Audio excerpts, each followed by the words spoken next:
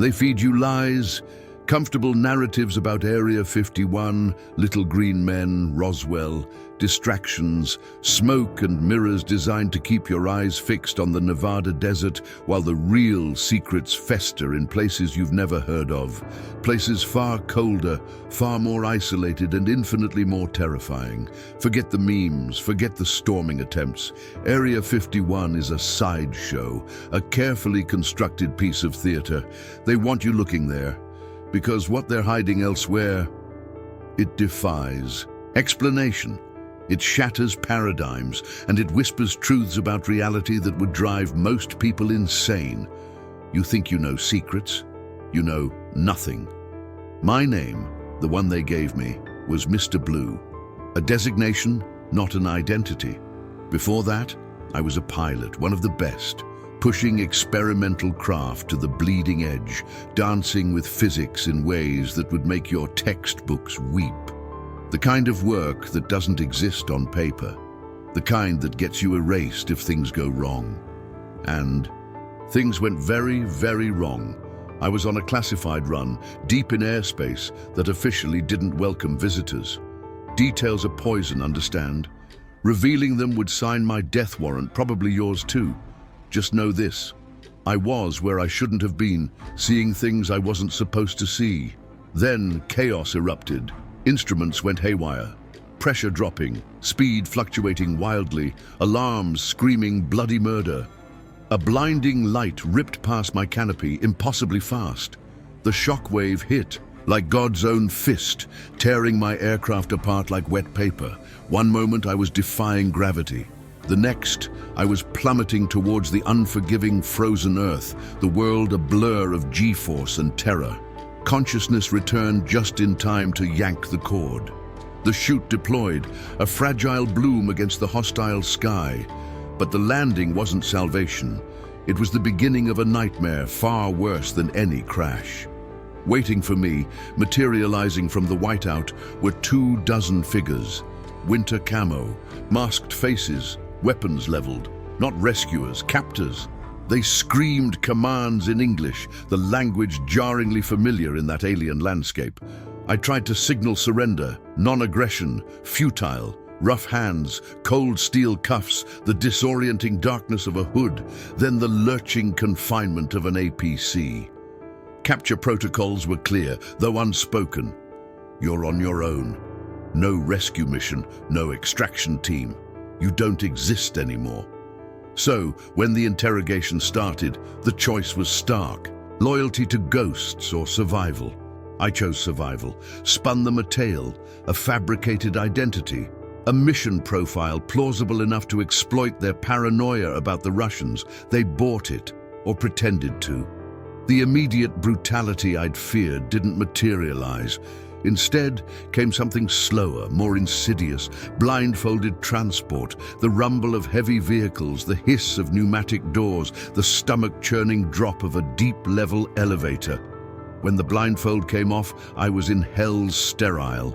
Empty room, grey corridors stretching into infinity, and him, the man in charge. Stern face, concrete eyes, a black suit with an unfamiliar insignia. "Welcome to your new home," he'd said, a chillingly polite grin playing on his lips. My new home. FEZ. That's what the whispers called it. Forbidden enclosed ziggurat?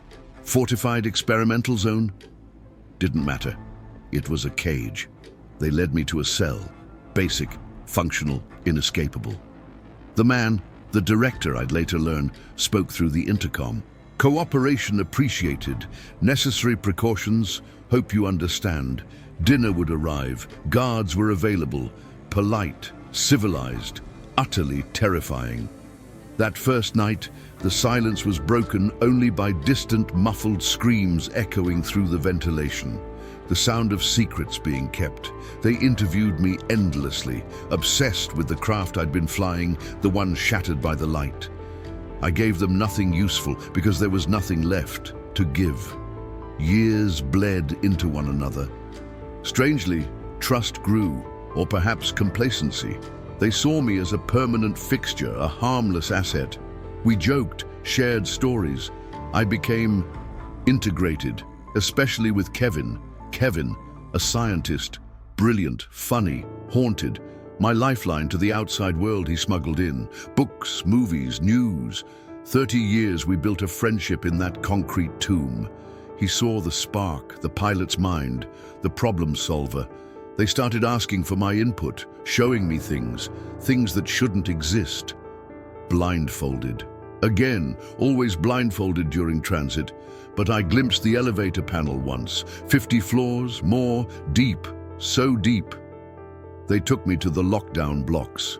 Guards everywhere, unsettling noises, growls, whimpers, things that skittered in the dark. I braced myself for some eldritch horror. The director, Dr. Rosile this time, rolled back a two-way mirror. Inside, a little girl, 5 years old maybe, grey jumpsuit, seemingly normal. Then Rosile hit a button. Gas hissed into the cell. The transformation was instantaneous, horrifying. The girl shrieked, a sound torn from nightmares, head snapped back, mouth splitting open to reveal rows of needle-sharp teeth, eyes turned pitch black, devoid of humanity. She launched herself at the reinforced window, hitting it with sickening force, falling back snarling, a feral thing. "Ever seen anything like her, Mr. Blue?" Rosile asked calmly. I could only shake my head, bile rising in my throat. "Found her near White Horse," he continued, a voice clinical, eating a disemboweled man, unaffected by the cold. What was she? They never said. Probably didn't know. That was just the beginning. They showed me more. A giant bipedal primate, eerily responsive to facial cues. A humanoid visible only in infrared. A golden chest that dealt instant death on contact. A 10-foot-tall, vine-covered entity that bled radiation and vanished into its surroundings. A monstrous 80-foot fish frozen in nitrogen. Abominations born of twisted genetics, each a secret, a nightmare contained. And the disappearances, the paradoxical phenomenon. Children found on impossible cliffs, the elderly vanishing and reappearing miles away hours later. Unsolved, unexplained. Fear in the eyes of the men who held monsters captive.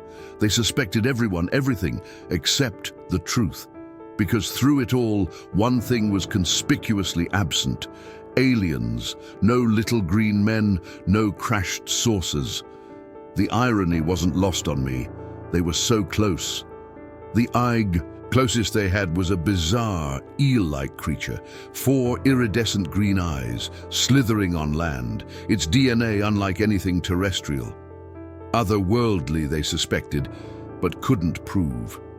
Then came the night with Kevin, brandy, late hours, the easy camaraderie of shared confinement. He opened up, his wife lost to cancer, his son taken in a car crash, the ghosts that haunted him. And then he started talking about aliens, not invaders, not destroyers, something else, subtle, intelligent, observers. "Think about it," he slurred, brandy loosening his tongue. "Advanced species, a first contact, they'd kill them? Wasteful, brash? No, they'd study us, integrate, learn. They'd master biology disguise, compared to interstellar travel, child's play." He leaned in, eyes gleaming with fervor and alcohol. "They're not warlords, Blue. They're poets, architects, creators. That's the calling of true power." He paused, wiped his glasses, and then the look, the one that saw through the decades of lies. "You're not really from Russia, are you?" The question hung in the air, heavy as unspoken truths. My carefully constructed facade crumbling after 30 years under the gaze of my only friend. The accusation hung heavy in the sterile air, a bomb dropped casually into 30 years of carefully maintained deception. My Russian accent, a shield worn for so long it felt like skin, evaporated. No point, not with Kevin, not after everything. "Reconnaissance," I admitted, the English words feeling foreign, yet freeing on my tongue. Kevin's gaze didn't waver. It probed, searched, demanded. "And what did you see?" I met his eyes, the eyes of my friend, my confidant, my jailer. The truth, raw and unvarnished, spilled out. Beauty, poetry, creators, much like us. Silence stretched between us, thick with unspoken implications. Kevin processed it, his expression unreadable. Was this betrayal? Revelation? He finally broke the silence, not with anger, but with a slow, understanding smile.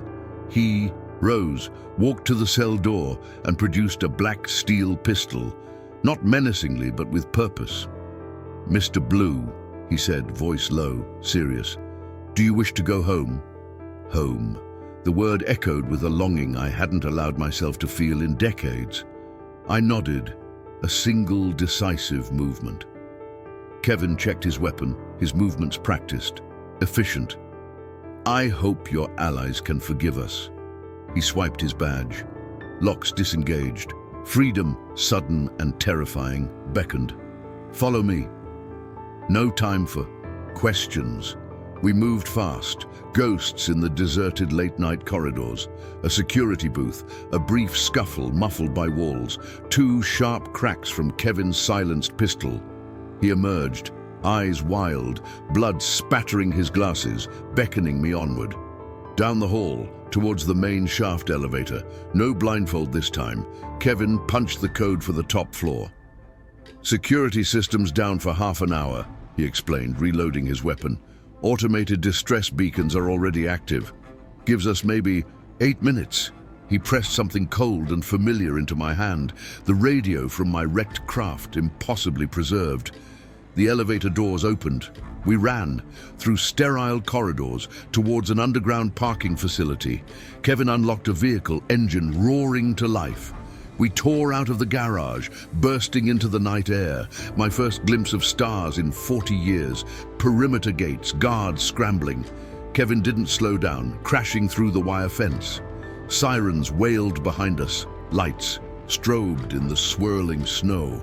"Suit in the back, put it on!" he yelled, maneuvering the vehicle onto a dark, icy road. I obeyed, pulling the snug, advanced thermal suit over my clothes.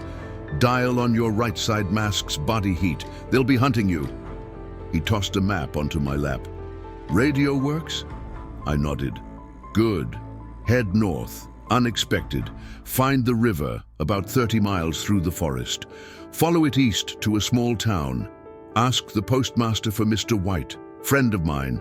He'll help you from there. Information overload, adrenaline pounding.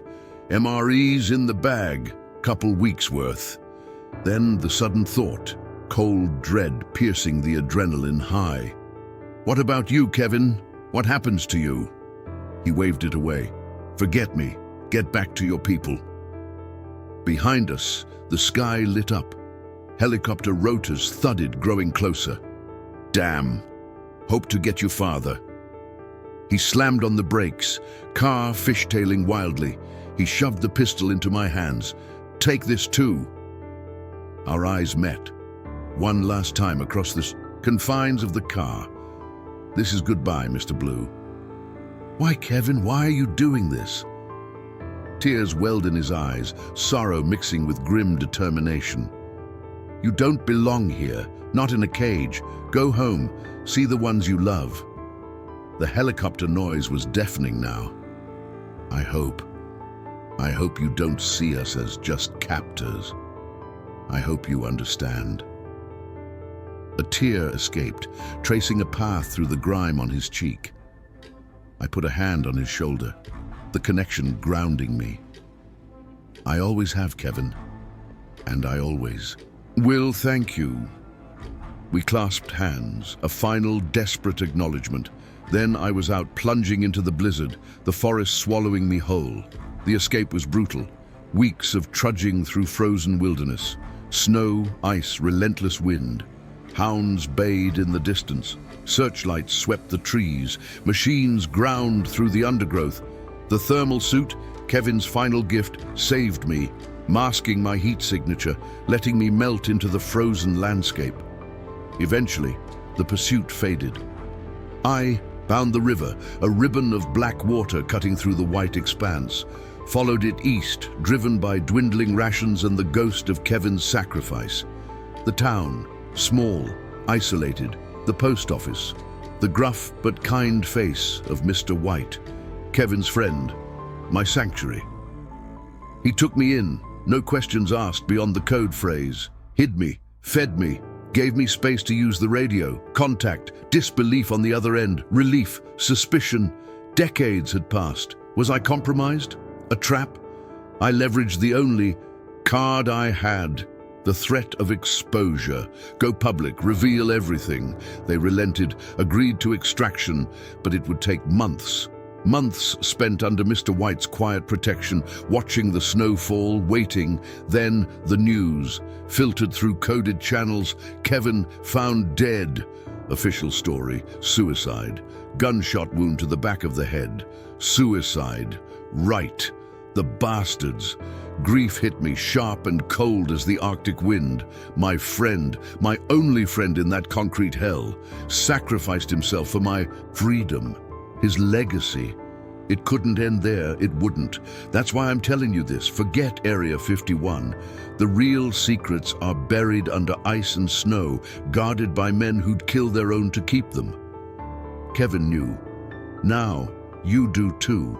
The question is, what will you do with the truth?